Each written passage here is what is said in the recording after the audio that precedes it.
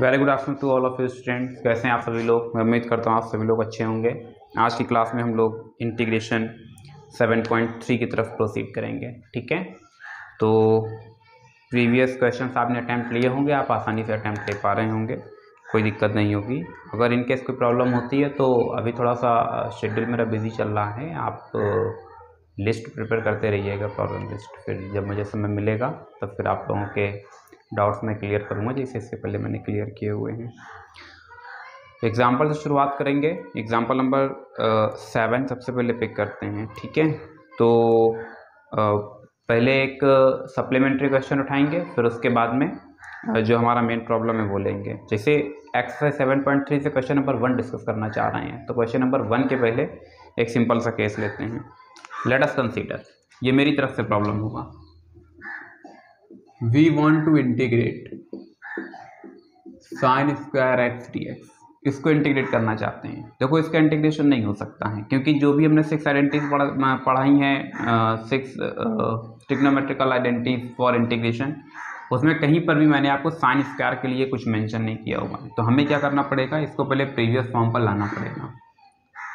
We know, हम जानते हैं cos 2x क्या होता है, 1 - 2 साइन स्क्वायर एक्स। अब इस पार्ट को हम लिख सकते हैं 2 sine square x equals to 1 - cos 2x। अब हमें वैल्यू किसकी चाहिए, साइन स्क्वायर एक्स की, तो हमने इसको मेंशन किया 1 - cos 2x अपॉन 2। अभी क्या करना है, साइन स्क्वायर एक्स की वैल्यू को उठा करके पुट कर देना है। जैसे ही हमने पुट किया, हमें देखने को मिलेगा 1 - cos 2x होल अपॉन 2। यहाँ से 1/2 बाहर आ जाता है, बचता क्या है 1 - cos 2x साथ में dx, 1/2 integration dx, after then 1/2 बच्चा, इस 1/2 को अंदर रन करा दिया है, इंटीग्रेशन cos 2x dx।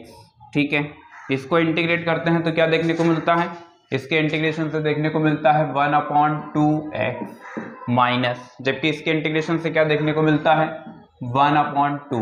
यहाँ से cos 2x से मिल जाता है 1/2 साइन 2x। क्या इतनी बात समझ पाए? क्या इतनी बात समझ पाए? याद रखेंगे cos x का डिफ्रेंसिएशन होता है माइनस साइन x, जबकि cos x का इंटीग्रेशन प्लस का साइन x। यहाँ से 1/4 minus 1/4 sign 2x plus c, ये आ जाता है आपके पास फाइनल आंसर। क्या यहाँ तक कोई समस्या? क्या इतनी बात आप बेहतर तरीके से समझ पाए? अब एक क्वेश्चन हो सकता है आपके मन में रेज हो रहा हो कि आखिरकार ये इतना रिजल्ट कहाँ से आया। तो बच्चा, इसके लिए देखो एक छोटा सा कंसेप्ट बता रहे हैं, उसको समझने की कोशिश करेंगे। ये e⁻x का इंटीग्रेशन आप जानते हैं यही होता है। अब सपोज करो हम इसे इंटीग्रेट करना चाहते हैं e⁻ax dx। हालांकि 7.2 एक्सरसाइज में इस तरीके के अजम्पशन बेस्ड क्वेश्चंस मैं बता चुका हूं क्या लेट करना है, फिर क्या इसे सिंप्लीफाई करना है।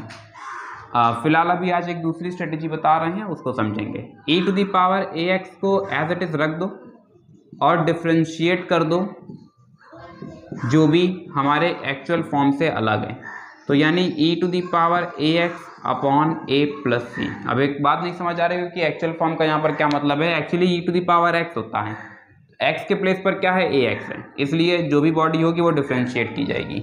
याद रखेंगे, यहाँ पर जब डिफ्रेंशिएट करते हैं तो वो डिनोमिनेटर में जाता है। कहाँ पर जाता है? डिनोमिनेटर में जाता है। सेम प्रोसेस अभी अगर हम बात करते हैं तो हमको खूब बात समझ आती है कि cos x का इंटीग्रेशन होता है sin x प्लस c। अब जबकि हम इंटीग्रेट करना चाहते हैं cos ax को, तो देखो sin ax अपनी जगह पर रहेगा, d/dx, किसको डिफ्रेंशिएट करेंगे ax को।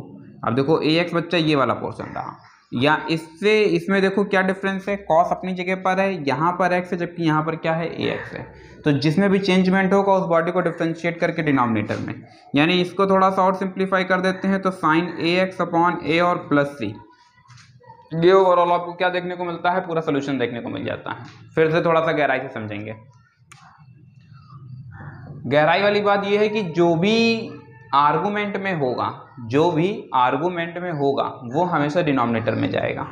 डिफरेंशिएशन में क्या होता है, जो भी आर्गुमेंट में होता है वो उसके कोफिशिएंट के फॉर्म पर जाता है, मतलब प्रोडक्ट में जाता है। जबकि यहाँ पर क्या होगा, जो भी आर्गुमेंट में जो होगा वो हमेशा उसके डिनोमिनेटर में जाएगा। क्या इतनी बात बेहतर तरह से समझ पाए? चलो फिर एक दो क्वेश्चंस देखते हैं। अब ये बात समझ आ रही होगी कि आखिरकार cos 2x से 1/2 sin 2x कहाँ से आया। तो बच्चा ये देखो, ये भी हम आपको सिखा करके आए हैं। अब a के प्लेस पर अगर 2 होगा तो 2 डिनोमिनेटर में आ जाएगा, अगर a के प्लेस पर 3 होगा तो 3 डिनोमिनेटर में आ जाएगा, और इस तरीके से क्या होगा, वेरियस फॉर्म हमें देखने को मिलने लगते हैं। अब इसी के पैटर्न पर हम लोग सिंप्लीफाई करेंगे question number 1। Question number 1 exercise 7.3 exercise NCERT text book से क्वेश्चन नंबर 1 कहा जा रहा है sine square 2x plus 5, sine square 2x plus 5 dx। ठीक है, सबसे पहले तो इसका हुलिया सुधारना होगा। हमने क्या किया, 2x प्लस 5 को t लेट किया, डिफ्रेंशिएट किया, 2dx equals to dt, then dx equals to 1/2 dt। Integration, यहाँ से वैल्यूज को पुट करो, साइन स्क्वायर 2x प्लस 5 की जगह पर क्या आ जाएगा, t, यहाँ से 1/2 बाहर आ जाता है, क्या देखने को मिलता है, साइन स्क्वायर t dt। अब देखो बच्चा, ये वाला जो इतना पूरा पोर्शन है, ये पूरा पोर्शन अभी यहाँ से सॉल्व करा करके आए हैं। बात समझे या नहीं समझे? तो अभी हमें क्या करना है, इसको सिंपली इंटीग्रेट कर देना है। आप सीधे स्टैंडर्ड रिजल्ट का इस्तेमाल नहीं करेंगे, आपको ये पूरी प्रक्रिया वापस से दोहरानी पड़ेगी। हमने 2 से मल्टीप्लाई करा दिया है, 2 से डिवाइड करा दिया है। आप चाहें तो आप पूरा कॉपी पेस्ट कर सकते हैं बगल वाला सोल्यूशन, अदरवाइज इस तरीके से भी अप्लाई किया जा सकता है। यहाँ से 2 साइन स्क्वायर टी की जगह पर हमें क्या देखने को मिल जाएगा, 1 माइनस कॉस 2t। क्या कहा, 1 माइनस कॉस 2t, साथ में dt। यहाँ से 1/4 इंटीग्रेशन, 1 का इंटीग्रेशन क्या हो जाएगा, t हो जाएगा, जबकि cos 2t का इंटीग्रेशन क्या हो जाएगा, sin 2t/2 और प्लस का c। ओवरऑल अगर इसको थोड़ा सा और बेहतर तरीके से लिखना चाहें तो हमें देखने को मिल जाता है sin 2t/8 plus c। What is the value of t? t की वैल्यू है 2x plus 5/4 minus sine 2x plus 5/8 plus c। आप चाहें तो यहीं पर ड्रॉप कर सकते हैं, अदरवाइज हम सेपरेट भी कर सकते हैं। अगर हम सेपरेट करा देते हैं तो यहाँ से देखने को मिलेगा x/2 minus sine 4x plus 10 whole upon 8, और इसे एक न्यू कांस्टेंट लेट कर लिया c डैश, और बता दिया वेयर c डैश की जो वैल्यू है वो क्या है, what is the value of c dash, तो ये बना देता है 5/4 प्लस c। अब आप जानते हैं constant plus constant equals to new constant. तो ओवरऑल ये हमारे पास फाइनल आंसर रहा। मैं उम्मीद करता हूँ कि चीज़ें आपको बेहतर तरीके से समझ आ रही होंगी। यहाँ से जो सोल्यूशन हमारे पास गेन हुआ था, उस सोल्यूशन में ये पूरा पोर्शन हम चाहते तो यहाँ पर डायरेक्टली भी यूज कर सकते थे। ये जो पूरा पोर्शन अभी आपको देखने को मिल रहा है, ये पूरा पोर्शन वहाँ पर as it is copy paste किया जा सकता था। ठीक है, साइन स्क्वायर एक्स का इंटीग्रेशन ये था, तो एक्स के प्लेस पर क्या हमें देखने को मिलने लगता, टी देखने को मिलने लगता। तो 1/2, और देखो 2 से 2 का मल्टीप्लाई कराते तो 1/4 टी एकदम सही है, ये 4 था, 2 से मल्टीप्लाई कराते देन 1/8। सही है, चीज़ें आसानी समझ आ रही होंगी। इसी तरीके से अब हम लोग एक बढ़ेंगे एग्जाम्पल नंबर 7 का पार्ट 3 साइन क्यूब एक्स। हालांकि बुक में सॉल्व भी है मगर तब भी बता देते हैं। तो इधर से कुछ रफ करते हैं। देखो इंटीग्रेशन में क्या है कि एक क्वेश्चन को अगर 4 अलग अलग मेथड से सिंप्लीफाई करेंगे तो याद रखना 4 अलग अलग सोल्यूशन जनरेट हो जाएंगे। ठीक है, तो थोड़ा सा आपको ध्यान देना होगा, और अगर आपका प्रोसेस सही है तो इस बात का कोई मतलब नहीं है कि आपका आंसर बुक से टैली हो रहा है या नहीं हो रहा है। Just like example number 7, example 7 कहा गया है sign cube x d x. अगर हम इसको देखते हैं तो sign square x into sine x d x भी लिखा जा सकता है। अब साइन स्क्वायर एक्स को हम लोग लिख सकते हैं 1 minus cos square x sign x d x. अब हमने क्या किया, साइन एक्स को अंदर रन करा दिया, sign x d x integration cos square x sign x d x. यहाँ से साइन एक्स को इंटीग्रेट करते हैं तो माइनस का कॉस एक्स माइनस, यहाँ से अब आप जानते हैं कॉस एक्स को टी लेट करोगे तो साइन एक्स एलिमिनेट होगा, तो कॉस एक्स से मिलता है क्या, माइनस साइन एक्स, तो ये हो जाता है प्लस।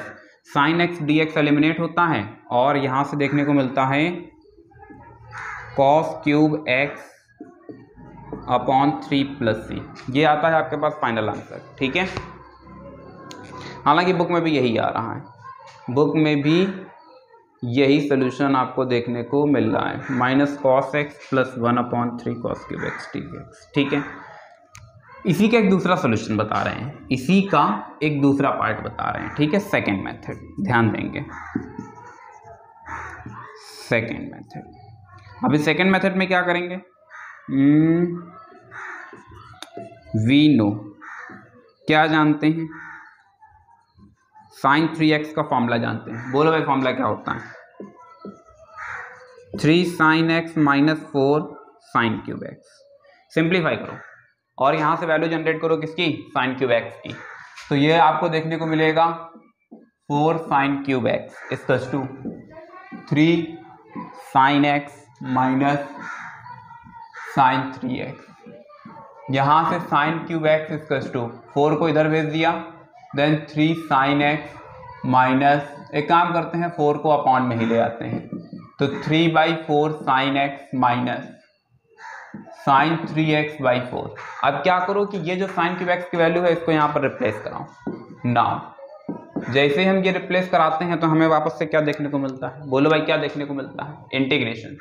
ये देखने को मिलेगा 3/4 sine x sign 3x by 4, यहाँ से dx, यहाँ से 3/4 साइन एक्स का integration, what is the integration of sine x, sign x minus cos x, यहाँ से प्लस का 1/12 कॉस 3x प्लस 3।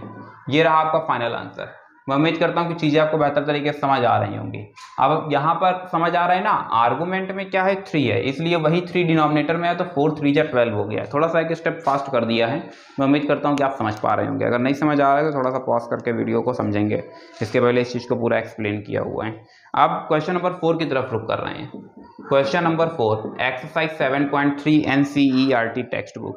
कहा गया है integration sine cube 2x plus 1, sine cube 2x plus 1। हमने लेट किया 2x प्लस 1 को t डिफ्रेंशिएट कर दिया, 2dx इक्वल्स टू dt। अरे बोलो भाई dx की वैल्यू क्या मिल जाती है, 1/2 dt। तो 2x प्लस 1 की जगह पर क्या देखने को मिलेगा, t देखने को मिलेगा। ये इतना पोर्शन रफ कर देते हैं, सभी लोगों ने नोट कर लिया होगा, तो अब इसकी यहाँ पर कोई ज़रूरत भी नहीं है।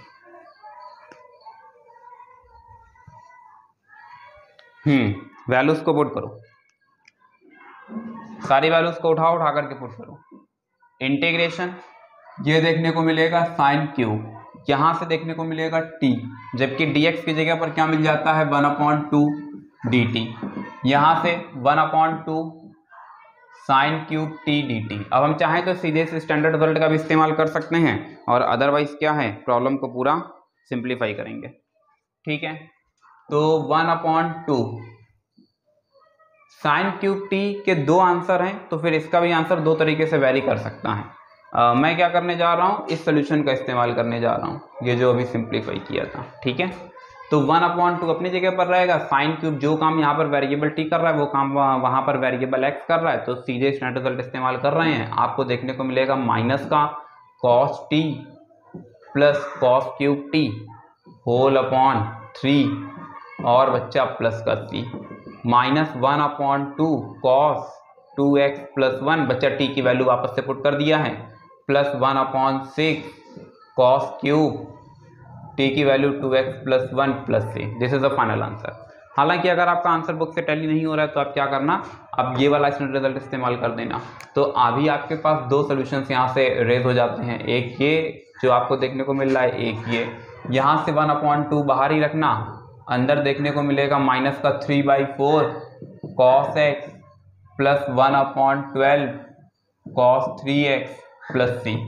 यहाँ से तुम्हें देखने को मिलेगा माइनस का 3/8 cos x plus 1/24 cos 3x plus c। और ओवरऑल ये भी हमारे पास आंसर आ चुका है। थोड़ा सा गड़बड़ी है बच्चा, यहाँ टी कर लेना, क्योंकि टी के रिस्पेक्ट में अपना इंटीग्रल है। अभी क्या है, टी की वापस से वैल्यू पुट करो, टी की वैल्यू पुट करो, then 3/8 cos, what is the value of T, 2x + 1 2x + 1 plus 1/24 cos 3 2x + 1 + 3। अगर मन नहीं मान रहा है तो थोड़ा सा और सिंप्लीफाई कर सकते हैं, -3/8 cos 2x + 1, यहाँ से plus 1/24 cos 6x + 3 + 3। This is the final answer. मैं उम्मीद करता हूँ कि चीज़ें आपको बेहतर तरीके से समझ आ रही हैं। सेम पैटर्न पर क्वेश्चन नंबर 5 भी है, क्वेश्चन नंबर 5 को भी डिस्कस करेंगे और उसके बाद देखते हैं कि क्या कर सकते हैं। तो क्वेश्चन नंबर 5 में किसी के पास कोई आइडिया, कोई बता सकता है सोल्यूशन की स्टार्टिंग कहाँ से की जाए? अभी यहाँ पर क्या है कि दो क्वेश्चंस देखे जिसमें साइन क्यूब सेपरेट था। अब इस क्वेश्चन में क्या है, क्वेश्चन नंबर 5, इस क्वेश्चन में क्या है, साइन क्यूब कॉस क्यूब, दो फंक्शन एक साथ हैं, ठीक है। तो हम इसे लिख सकते हैं sine cube sine x into cos x dx। हमने क्या किया, 2 से मल्टीप्लाई करा दिया और 2 से करा दिया डिवाइड, क्यूब dx। ये 1/8 तो बाहर आ जाएगा और ये बना देता है sine 2x to the whole power 3 dx। अभी हमने क्या किया, लेट कर लिया, लेट किसको किया, 2x को t, डिफ्रेंशिएट किया, then 2dx = dt, then dx की वैल्यू क्या तुम्हें देखने को मिलेगी, 1/2 dt। वैल्यूज को वापस से पुट करो, 1/8, यहाँ से तुम्हें देखने को मिलेगा साइन क्यूब t, यहाँ से देखने को मिलेगा 1/2 dt। बच्चा इसे थोड़ा सा और सिंप्लीफाई किया तो integration sine cube t dt। अभी इसके आगे प्रोसीड करना होगा। अब आप जानते हैं ये प्रीवियस फंक्शन में ऑलरेडी कन्वर्ट हो चुका है, how to integrated you know very well about it, ठीक है। अब इसके बाद कुछ बेसिक से फॉर्मूलाज की तरफ हम लोग बढ़ते हैं और कई क्वेश्चंस तो आप इजीली अटेम्प्ट ले लेंगे, चलो बता देते हैं। क्वेश्चन नंबर 1, 4, 5, अच्छा सेकेंड, थर्ड और सिक्स, ठीक है। देखते हैं भाई, क्वेश्चन नंबर 3 बताने जा रहे हैं। क्वेश्चन नंबर 3, क्वेश्चन नंबर 3, ये सब आपने नोट कर लिया होगा, इसको रफ कर देते हैं यहां से।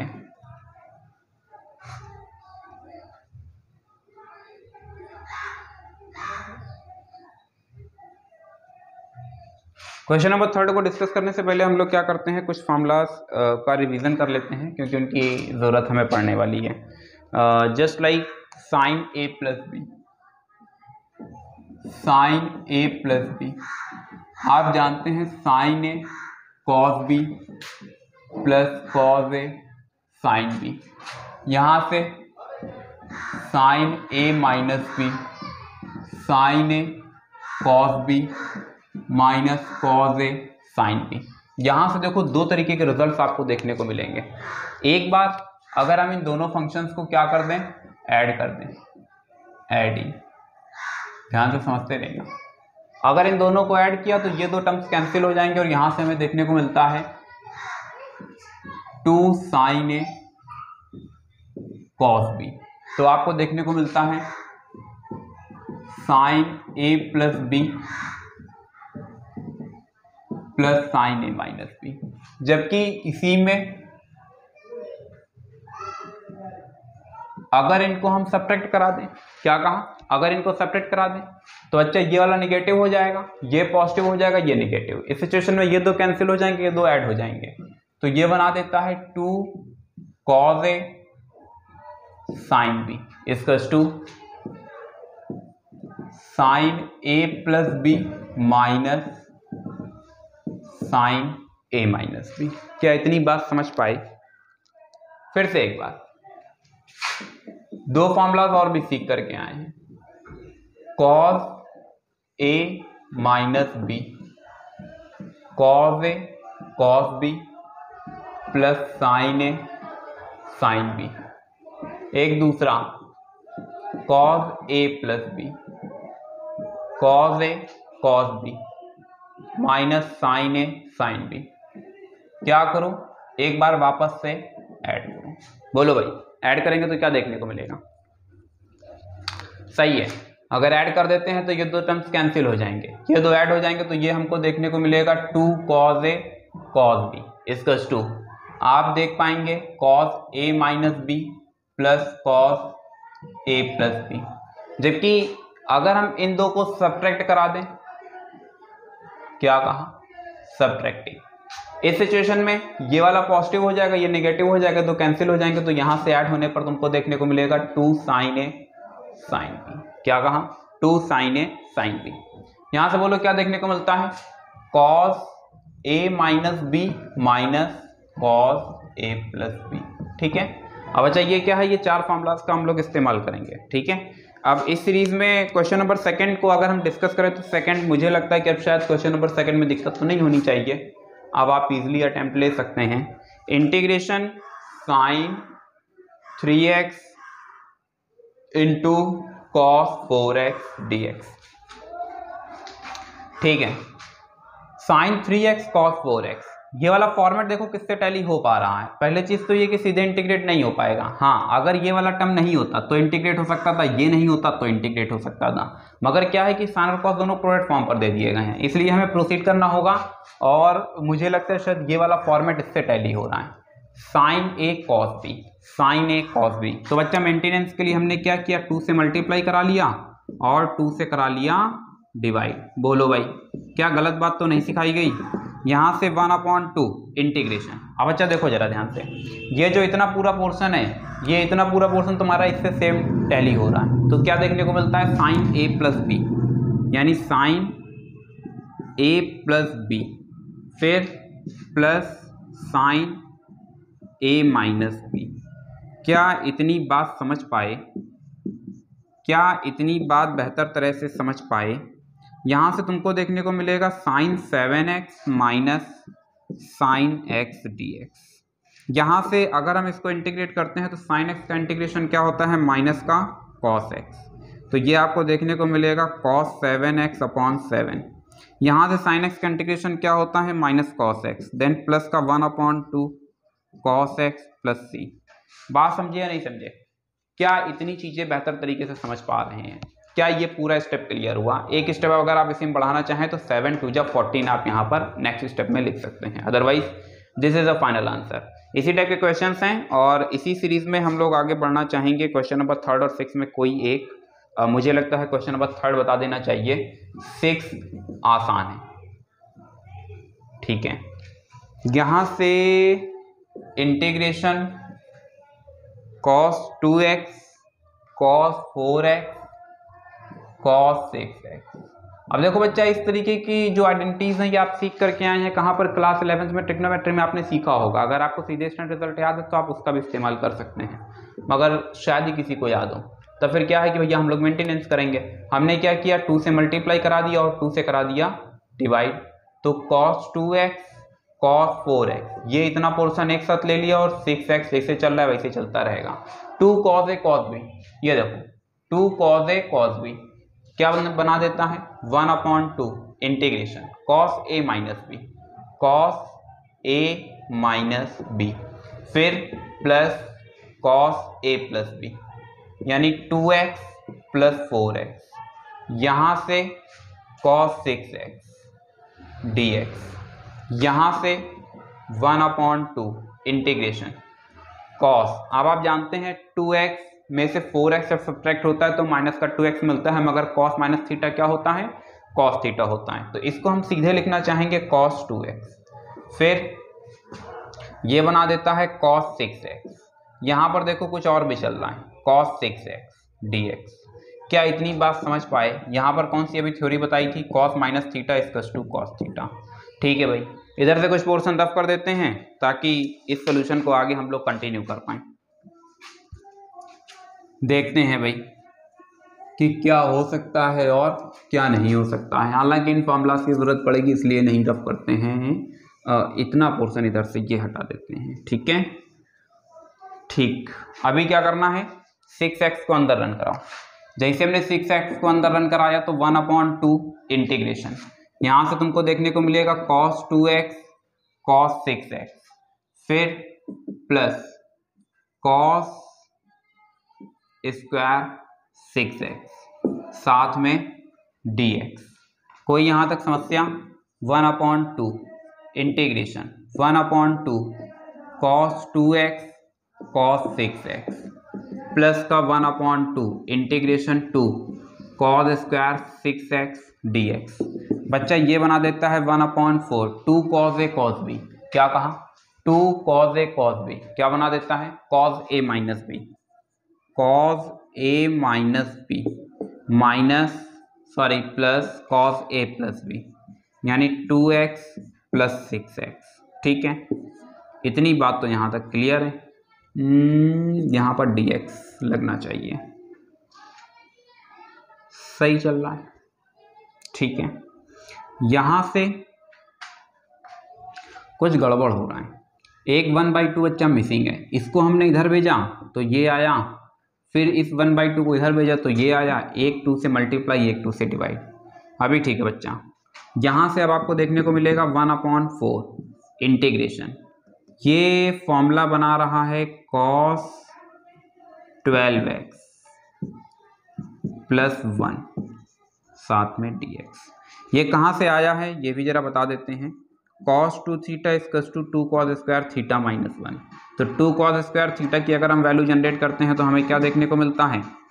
2 cos स्क्वायर थीटा की वैल्यू जनरेट करने पर मिलता है cos 2 थीटा प्लस 1। ये बच्चा इसी कंसेप्ट का हम लोगों ने इस्तेमाल किया हुआ है।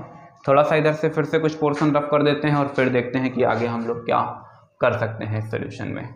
अभी अगर यहाँ तक भी हम लोग पहुँच पाए हैं तो ये अभी इंटीग्रेशन तो अभी हम लोगों ने किया ही नहीं है। ये तो बेसिक प्रॉब्लम कहाँ का है? क्लास 11th का है। तो बिल्कुल भी आपको पैनिक नहीं होना है कि ये सोल्यूशन बहुत लेंथी है। नहीं बच्चा, ये तो अभी क्लास 11th का ही पूरा प्रोसेस चल रहा है। अभी जब 12th में वाला प्रोसेस स्टार्ट होगा तब फिर बताते हैं। यहाँ से मिलता है cos 4x।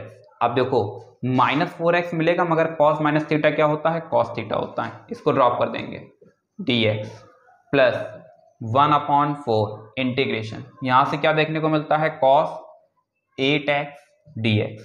यहाँ से क्या देखने को मिलता है? प्लस का 1/4 integration cos 12x dx plus 1/4 dx। बच्चा इसको हमने एक बार इंटीग्रेट किया तो cos x का इंटीग्रेशन sin x, तो यहाँ से 1/4 sin 4x/4। अब समझ आ रहा है ना कि ये अपॉन में 4 क्यों चला गया? ठीक, यहाँ से 1/4 इंटीग्रेशन, यहाँ से देखने को मिलेगा sin 8x/8। यहाँ से 1/4 क्या देखने को मिलेगा? sin 12x/12। यहाँ से क्या देखने को मिलेगा? 1/4x plus c। ओवरऑल ये देखने को मिलता है 4x/16 sin 8x/32। यहाँ से sin 12x/48 plus x/4 plus c। This is a final answer. यहाँ तक इस प्रोसेस तक, यहाँ तक जितना भी अभी तक हम लोग एक्सेस कर पाए थे, ये असल में क्या था? ये क्लास 11th का ही पूरा सोल्यूशन था। केवल 2 स्टेप ये क्लास 12 के थे। तो सोल्यूशन कोई बहुत ज़्यादा लेंथी नहीं था। सोल्यूशन को पूरा कंप्रेस करके समझेंगे और देखेंगे तो इजीली समझ आ जाएगा। फटाफट नोट करेंगे, फिर कुछ आगे 1-2 प्रॉब्लम देखते हैं।